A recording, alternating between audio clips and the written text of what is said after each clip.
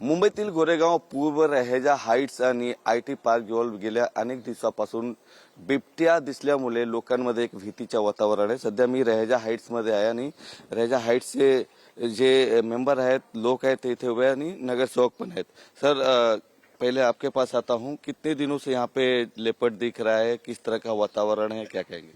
हमारे यहाँ तो परसों रात में सुबह आया है, मगर इस एरिया में पिछले 3-4 हफ्तों से आसपास के इलाकों से खबर आ रही है कि रात में देखा गया है। किस तरह का वातावरण है, लोगों में डर का माहौल बना हुआ है, क्या कहेंगे?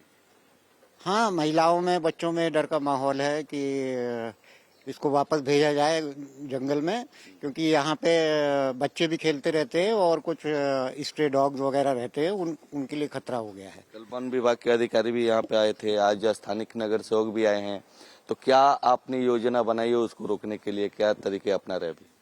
वन विभाग के अधिकारी आए थे, पुलिस के अधिकारी भी आए थे, उन्होंने सबने बताया और वो बहुत ही जल्दी यहाँ पे एक पब्लिक अवेयरनेस प्रोग्राम करना चाहते हैं। उनका कहना है कि एक तो रेलिंग बढ़ा दी जाए, दूसरा वो खाने के लिए आता है तो ये जो स्ट्रे डॉग्स वगैरह हैं इनको एक एरिया में रखा जाए, कंट्रोल रखा जाए, तो वो इधर उधर नहीं घूमेगा। सोसाइटी की तरफ से आप कुछ मांग करना चाहेंगे सरकार से या फॉरेस्ट विभाग से? हाँ, ये रेलिंग बढ़ानी चाहिए। रहेजा से हम मांग करते हैं कि ये रेलिंग जो है, क्योंकि अभी कन्वेंस नहीं हुआ है, ये रेलिंग थोड़ी ऊपर की जाए।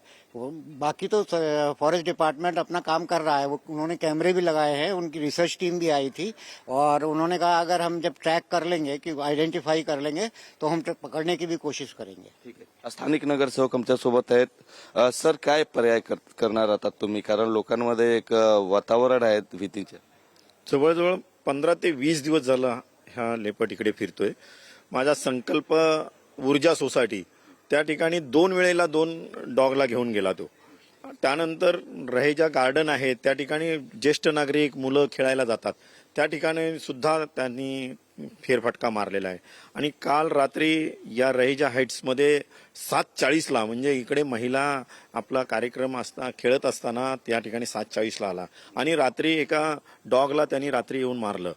आता बरेच दिवस झालं, परंतु सुनील प्रभू साहेबांनी विधानसभा चाललेली आहे, त्यांच्या माध्यमातून त्यांनी जे काय फॉरेस्ट डिपार्टमेंटचे अधिकारी आहेत त्यांना काल पाठवलं होतं। त्यांनी सर्व फॉरेस्ट अधिकाऱ्यांनी या ठिकाणी येऊन रेखी केलेली आहे। त्यांनी बाकीच्या गोष्टी, पिंजरा लावायच्या संदर्भात काही गोष्टी करायचा मान्य केलेला आहे।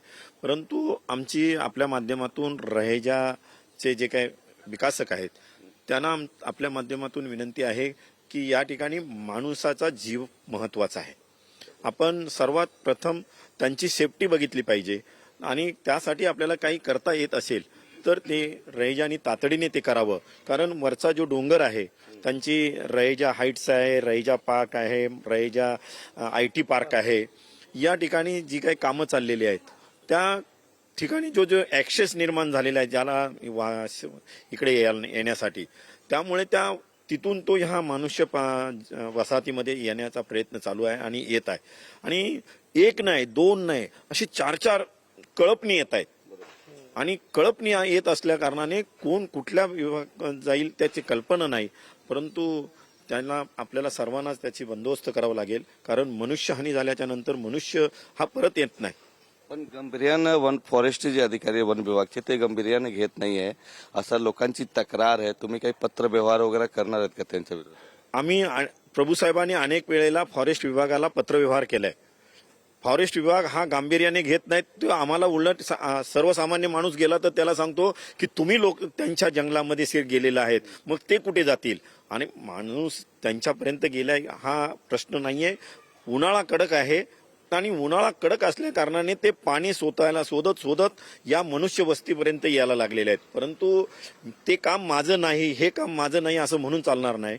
मनुष्याचं जीवन सर्वात महत्वाचं आहे आणि ते फॉरेस्ट डिपार्टमेंटचं प्रथम कर्तव्य आहे, ते त्यांनी पार पाडायला पाहिजे। लोकांना तुम्ही काय संदेश देणार, काय सांगणार, काय आवाहन करणार? आम्ही आमच्या विभागातल्या, मग माझा संकल्प विभाग असेल, रहेजा आहे, या विभागातल्या लोकांना आम्ही जनजागृती करण्याचा आम्ही प्रयत्न करत आहे। परंतु वेगवेगळ्या प्रकारचे लोक विभागात राहत असतात। कोण डॉग प्रेमी असतो, कोण ॲनिमल जास्ती धोका डॉग प्रेमी आहे, डॉग आहे त्यांना आहे। हा जास्त प्रमाणात डॉग प्रेमींचाच त्रास खूप प्रमाणात होतोय. कारण बाहेरच्या डॉगना सुद्धा आपल्या सोसायटीत आपलं राहिलेलं अन्न खायला घालतात आणि त्यामुळे त्याचा त्रास फार मोठ्या प्रमाणात होतोय. माझी आपल्या माध्यमातून डॉग प्रेमींना विनंती आहे की डॉग हा ही त्याचं जीवन आहे आणि त्याचप्रमाणे मनुष्याचं पण एक जीवन आहे. त्यासाठी माणसाचं जीवन महत्वाचं आहे, त्याचा आपण विचार करावा. व्हिडिओ जर्नलिस्ट संतोष कदम सह गोविंद ठाकूर, TV9 मराठी, मुंबई.